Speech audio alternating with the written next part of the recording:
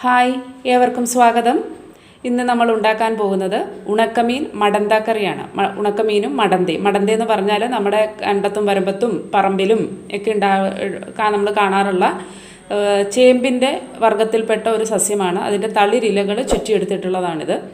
പണ്ട് കാലത്തൊക്കെ വീടുകളിൽ സാധാരണ ഉപയോഗിച്ചിരുന്നതാണ്. ഇപ്പോൾ നമ്മളങ്ങനെ ഉപയോഗിക്കുന്നില്ല. വളരെ പോഷകസമൃദ്ധമായിട്ടുള്ള ഒരു സസ്യം ആണത്.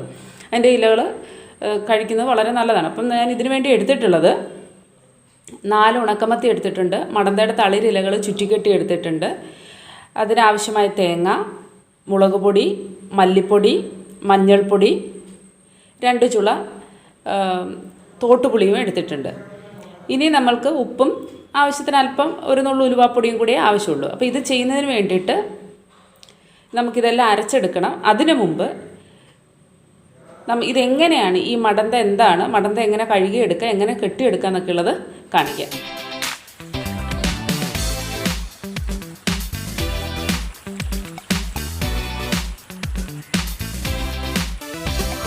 അപ്പോൾ ഇതാണ് നമ്മളുടെ മടന്തയുടെ തളിര്. അപ്പോൾ ഇത് ചുറ്റിക്കെട്ടിയാണ് ഞാൻ എടുത്ത് വെച്ചിരിക്കുന്നത്. അപ്പോൾ ഇത് ചുറ്റിക്കെട്ടുന്നത് എങ്ങനെയാണെന്ന് കാണിച്ചു തരാം.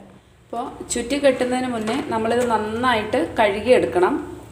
കഴുകിയെടുക്കുമ്പോൾ പ്രത്യേകം ശ്രദ്ധിക്കുക. കഴുകിയെടുക്കുമ്പോഴത്തെ ഈ ഒരു കറ അതിരുന്നാൽ അത് ചൊറിയും കേട്ടോ. അപ്പോൾ ഇത് നമ്മൾ നന്നായിട്ട് എന്ത് ചെയ്യണം, ഇത് കഴുകി കളഞ്ഞിട്ട് അല്ലെങ്കിൽ ഈ തണ്ട് അങ്ങ് ഒടിച്ച് കളയണം. ഞാൻ സാധാരണ തണ്ട് ഒടിച്ച് കളയാണ് ചെയ്യുക. ഇത് നന്നായിട്ട് നമുക്ക് കഴുകിയെടുക്കാം. അപ്പോൾ നമ്മളിത് നന്നായിട്ട് കഴുകി എടുത്തിട്ടുണ്ട്. അപ്പോൾ ഇനി ഇത് നമ്മൾ ചുറ്റിക്കെട്ടുന്നത് എങ്ങനെയാണെന്ന് കാണിക്കാൻ പോവാണ്. നമ്മൾ കഴുകി എടുത്ത് വെച്ചിട്ടുള്ള മടന്തയുടെ തളിരിലകളാണ് ഞാൻ ഇതിങ്ങനെ മുറിച്ച് മാറ്റുന്നു, ചുരുട്ടുന്നു. നമ്മളൊക്കെ തലയൊക്കെ കെട്ടുന്നത് പോലെ ഇതൊന്ന് കെട്ടിയെടുക്കുകയാണ്.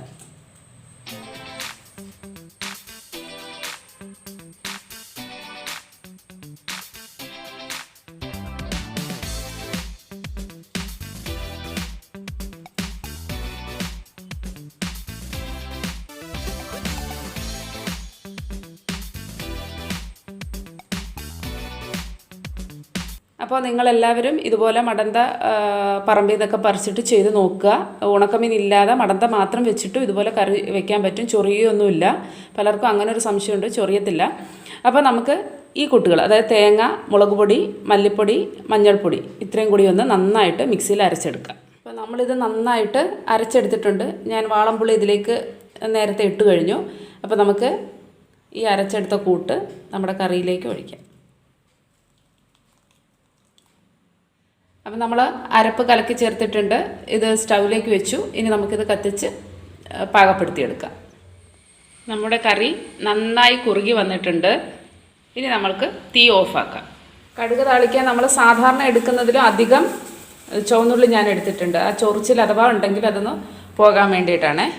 നമ്മളുടെ കറിക്കുള്ള കടുക് താളിക്കണം. അപ്പോൾ കടുക് താളിക്കാൻ വേണ്ടിയിട്ട് ഞാനൊരു ചീനിച്ചട്ടി അടുപ്പത്തേക്ക് വെച്ചിട്ടുണ്ട്.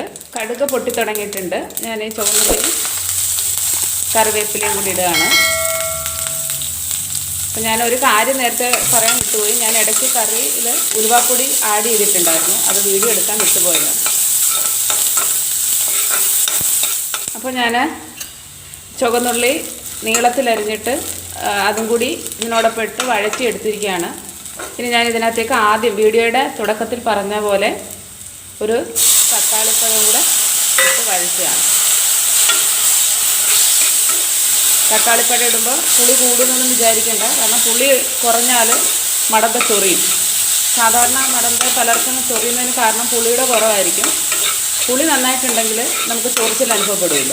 അപ്പോൾ നിങ്ങൾക്കിങ്ങനെ തക്കാളിപ്പഴം അവസാനം ആഡ് ചെയ്യുന്നതിന് പകരം തുടക്കത്തിൽ തന്നെ തക്കാളിപ്പഴം എല്ലാം അരിഞ്ഞിട്ട് സവാള അരിഞ്ഞിട്ടാലും നല്ല ടേസ്റ്റാണ് കേട്ടോ.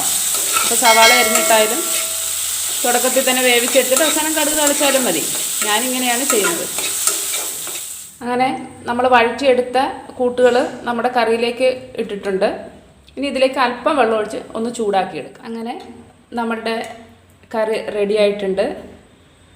നല്ല ടേസ്റ്റിയാണ്. അപ്പോൾ മടന്ത ചേർത്താൽ ചൊറിച്ചിൽ ഉണ്ടെന്ന് തോന്നുകയാണെങ്കിൽ അല്പം കൂടി പുളി ചേർക്കുക. പുളി ചേർത്ത് കഴിഞ്ഞാൽ ഇതിൻ്റെ ചൊറിച്ചിൽ പൂർണ്ണമായിട്ട് മാറും.